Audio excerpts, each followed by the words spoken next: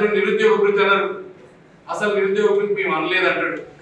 500 రూపాయల ఎక్స్ట్రా ఇస్తాం మేము వడ్లకన్నారు, బోనస్ ఇస్తామన్నారు.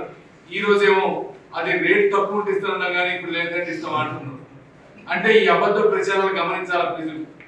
దయచేసి మాట మీద ఉండే మోడీ గారు కావాలన్నా, అబద్ధ మాటలు చెప్పే కాంగ్రెస్ వాళ్ళు కావాలన్నా మీరు ఆలోచించుకోవాలి. ఎందుకంటే దేశం ప్రపంచం మొత్తం మోడీ గారి వైపు చూస్తా ఉంది. మోడీ మోడీ మోడీ అని చిన్న పిల్లలు పలకరించిన, అవ్వని పలకరించిన ఈ రోజు మోడీ గారి గురించి చెప్తా ఉన్నారు. ఎందుకంటే ఒక కారణం జన్ముడు పుట్టిండు. ఈ దేశాన్ని మంచి వైపు తీసుకుపోవడానికి, ఈ దేశ గతిని దేశాన్ని నిర్మించడానికి ఈ రోజు వచ్చిన నాయకుడు, ప్రపంచంలో భారతదేశాన్ని నెంబర్ 1 స్థానానికి తీసుకుపోగల సమర్థులను ఈరోజు చూస్తా ఉన్నారు.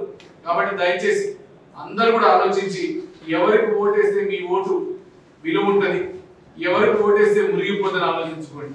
ఈరోజు కాంగ్రెస్ పార్టీకి దేశం మొత్తం మీద 40-50 సీట్లు వచ్చే పరిస్థితి లేదు.